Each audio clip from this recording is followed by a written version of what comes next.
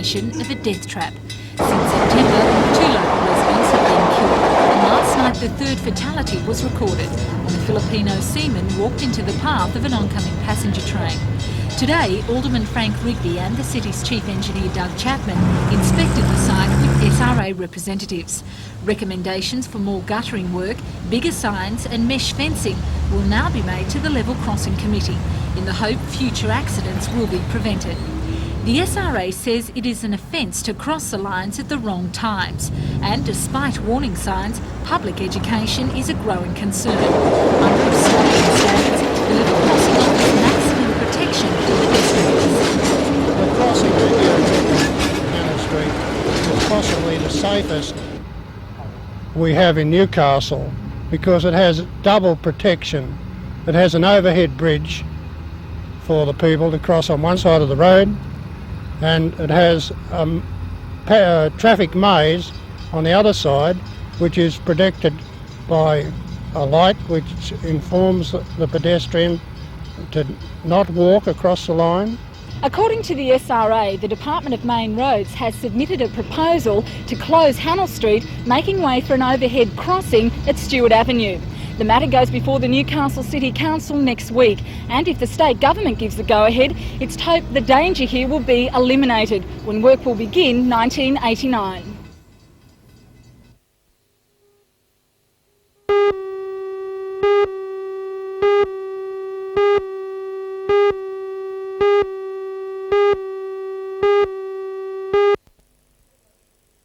Remember this. The mood at this weekend's conference is jubilant after the Nationals' convincing win in the Northern Tablelands by-election. State leader Wal Murray was in full flight when he opened the conference this morning before 350 delegates. He says Middle Australia is being neglected by Labor, which is crushing initiative for farmers and small business by escalating taxes and charges. In a speech which could have been mistaken as a state election campaign launch, Mr Murray called for more school discipline and greater police powers. But it was clear from the start that this conference is safe territory for federal leader Ian Sinclair. Mr Murray was highly critical of the Joe push for Canberra, praising Mr Sinclair in the face of such division. It was because the New South Wales National Party stood rock solid in defence of its own constitution, your constitution, and repelled the idea of being hijacked by a group of outsiders who'd allowed their obsession to blot out their logic. The conference is a lucky coup for the Nationals candidate for the federal seat of Hunter. John Turner needs less than a 3% swing to win the seat from Labor and will use the conference as a launching pad for the final push of his campaign. There's a great deal of issues that have got to be addressed, and I hope in the next day or so to be issuing a Hunter policy specifically on the Hunter, which will admittedly transcend local, state and federal government issues, but will give us a blueprint to go on for the future in the Hunter. State and local issues are expected to dominate the conference until Sunday, when federal leader Ian Sinclair will announce his party's tax policy for the federal election. It's tipped to contain calls for both reductions in interest rates and government spending.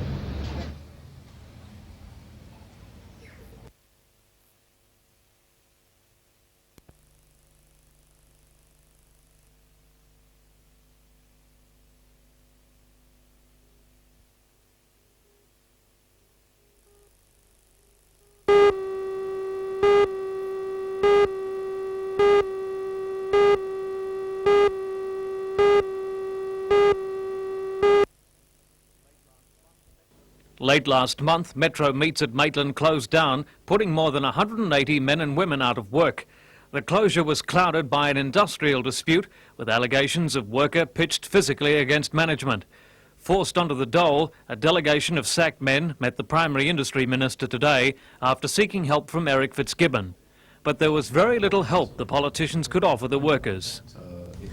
Meat workers realise they're in an industry that has fluctuations up and down. Here we have a case of different company structure and decisions being taken in the context of rationalisation, but there were industrial relations problems there.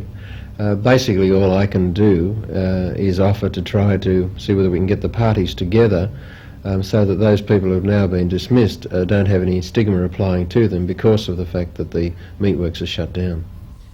Mr Kerrin is also acutely aware of the anger of local dairy farmers who have called for the abolition of the milk support levy in the face of milk being trucked into this state from Victoria. The Rowley Committee has been set up to review these problems, but the Minister refused to consider removing the levy, saying it would cost the industry millions of dollars.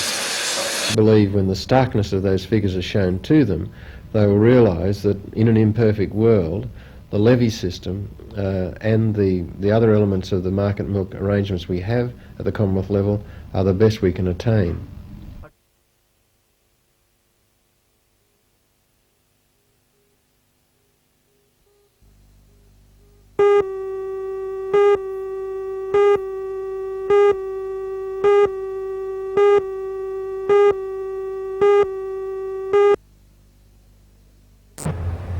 Work began on the new ferry at Carrington Slipways in January this year.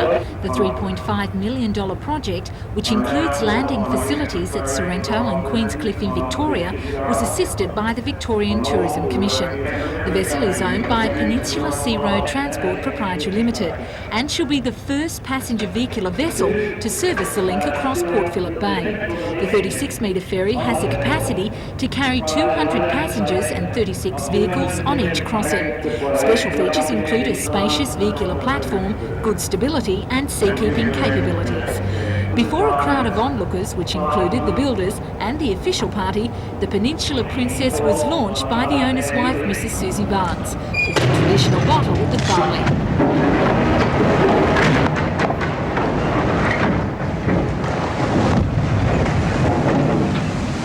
She'll now set off to Port Phillip Bay to begin operations mid-July.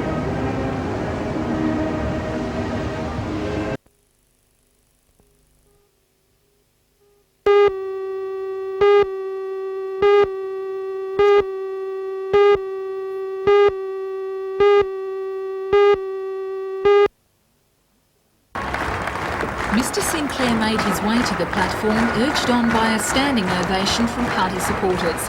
His speech was tipped to combine the tax policies from both the Liberals and the Queensland Nationals. Mr Sinclair confirmed the speculation, despite mistakes in the Liberals' plan. That in spite of the hiccup in the allegations made about the Liberal pruning of government expenditure this week, after careful examination, I am totally convinced that necessary cuts and tax changes can now be legislated simultaneously in our first budget.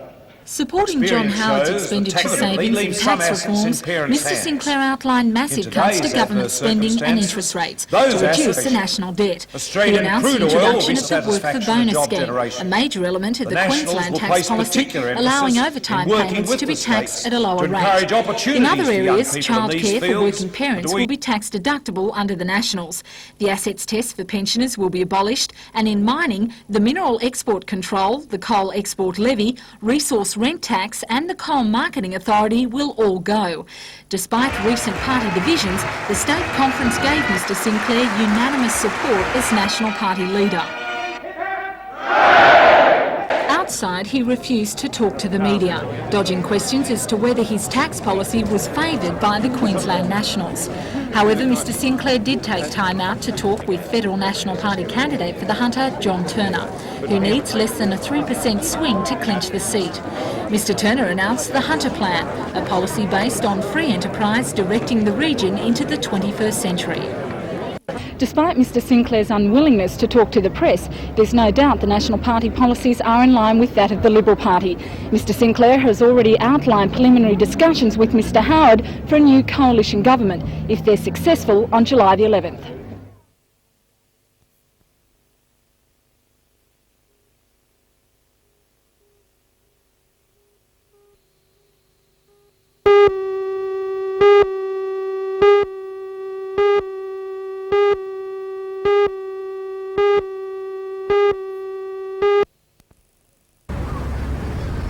Today, Kurri met Warners Bay High School in the regional final. Both teams had been through the preliminary rounds and had advanced as worthy finalists. In windy conditions, the Carlfields team proved to be twice as good, on the scoreboard at least, winning 4-8-32 to 2-4-16. The match was described as clean and hard. Kurri now meet the North Coast champions in Sydney.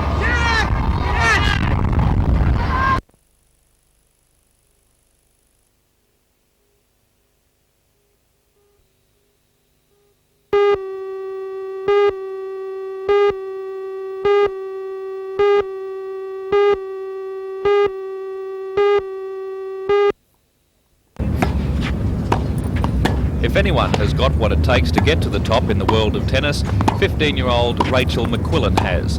So far this year, the Merewether High student has won the Queensland Open, the Australian Under-16 title, and last year became the youngest ever winner of the Newcastle Women's Open Championship. Her national Under-16 title led to her selection in the Australian junior girls team to compete for the Maureen Connolly Cup to be held in New York late next month.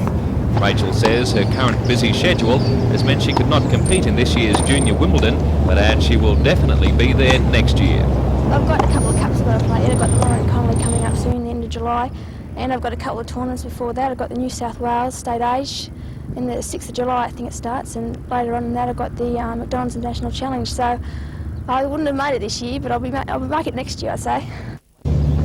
To make it to the top, Rachel trains and practices up to 30 hours a week with her coach Wayne Johnson and father Ted. Rachel's next test will be the final of the Newcastle Open Junior title on Sunday.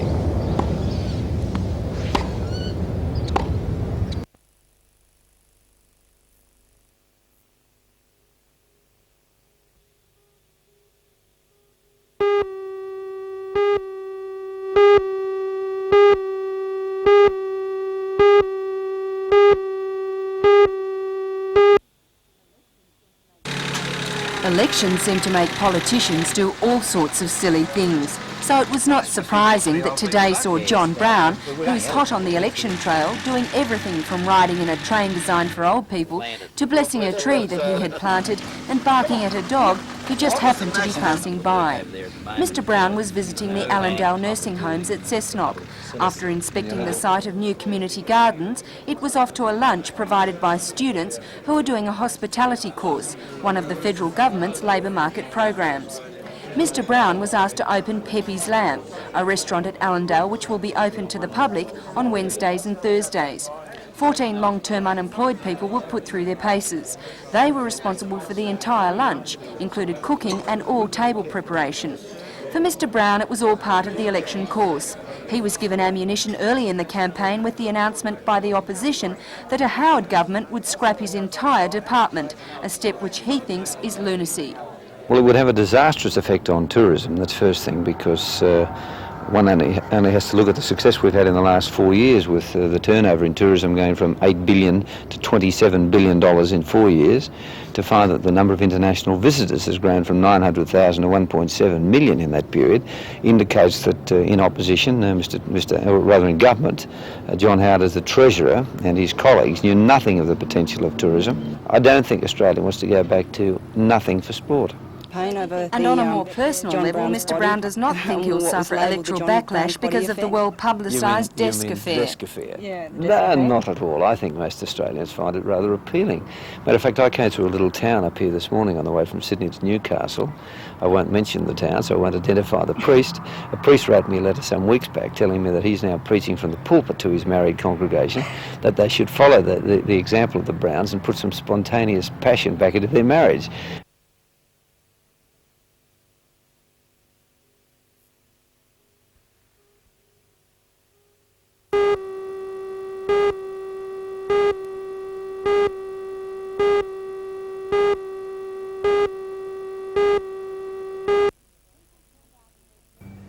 People turned out in their droves to celebrate 100 years of mining at the Newstand Colliery at Fassifern today.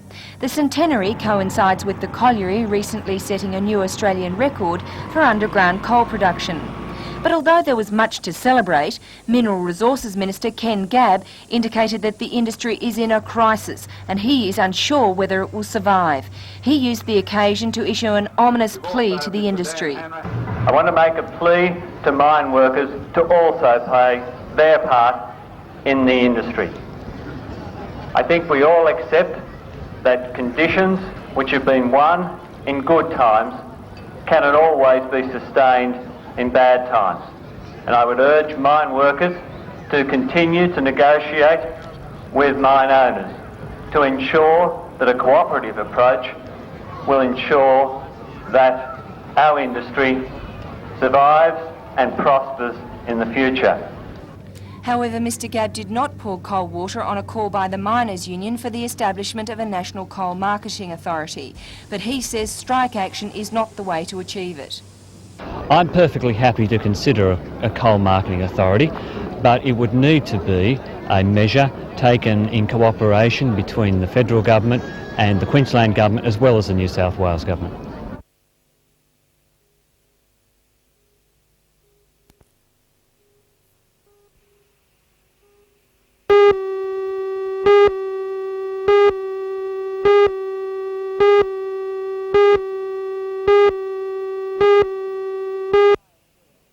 If we wanted to buy a bird, most of us would turn to a local pet shop.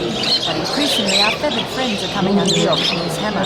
Today, it was going, gone for more than 500 birds in what is claimed to be the biggest bird show and auction in Australia. Certainly, there were lots of people, with busloads arriving from as far as Dubbo and Glen Innes, all bent on prodding, poking and bidding. There were canaries, budgies and finches, as well as doves, parrots and quails. Few birds went for a song, with hundreds of dollars being paid for a top canary and a pair of parrots expected to fetch $1,000.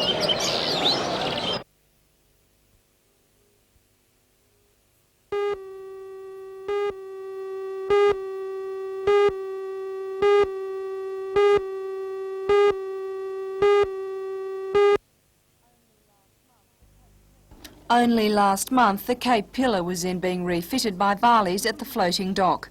During an inspection, Federal Transport Minister Peter Morris spied some bridge and engine room telegraph equipment, which was being replaced by modern electronic gear. Cape Pillar, a few weeks ago, was here for a $300,000 refit, and during the course of my inspection of the vessel, I noticed that the engine room telegraph was being replaced by a new modern electronic system. I thought, what more appropriate place for the engine room telegraph to be displayed in the future than here in Newcastle's Regional Maritime Museum. The ship was born here, was built here, she'd returned here for service, and I believe most appropriately the telegraph would be a welcome addition to our collection here. Today, Mr Morris's idea came to fruition and the equipment was handed over to Newcastle's Maritime Museum at Port Scratchley, where it will form part of a permanent ship's bridge exhibition. The president of the museum, Captain Ken Hopper, is particularly thrilled with the new equipment as the Cape Pillar has special significance to him. As far as Cape Pillar is concerned, I've got a personal interest in this because I was the pilot when she was launched.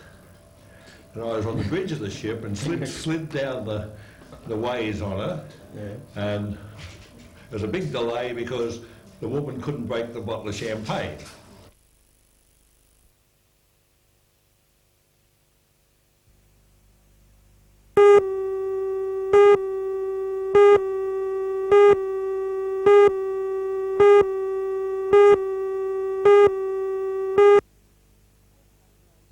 Setting up your own business is often not as easy as it looks, and some people run into problems before their business really gets off the ground at all. The Hunter Enterprise Agency is in the throes of establishing an incubator project for fledgling small businesses. The idea is that newly established firms will be provided with accommodation, business advice and the use of shared facilities during the vulnerable early stages of development. The firms will be housed in this warehouse and office space owned by the Farmers and Graziers Association in Hannell Street, Wickham. Today, the member for Waratah, John Price, handed over a cheque for $139,000 for the incubator facility's first year of operation. When they're sort of up and running, they'll move out into their own premises? Yes, that's right. That's the idea. This is only a temporary arrangement to get them up to a level that will avoid the usual pitfalls of blindly stumbling along establishing your own business. In fact, they'll have the advantage of others' experience to get in there, and we hope it'll guarantee a greater measure of success.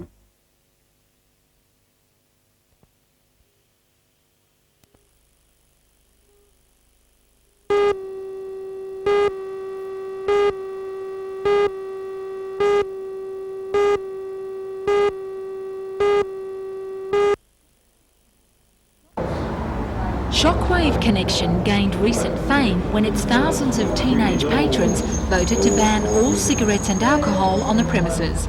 Today, President of the Australian Non-Smokers Movement, Dr Arthur Chesterfield-Evans, inspected the nightclub, along with Publicity Officer Carmel Young and Quit for Life's campaign coordinator Terry Slevin. The former surgeon and occupational health physician said he believed the youth of Newcastle were on the right track, combining good entertainment in a healthy environment. Dr Chesterfield Evans, a long-time anti-smoking activist, was also in the city to address a seminar on the topic of public health, a political problem. This Saturday he plans to stand for the Senate on the preventative health ticket. The doctor says politics plays the major role in health-related issues and believes there is an urgent need to take a broader stand. Well, I think you've got to take a strong stand against the industries that are causing the diseases, which is basically the tobacco industry, the alcohol industry, and also the people who are selling junk food, so that you can try and get people's nutritional habits improved, get them eating better.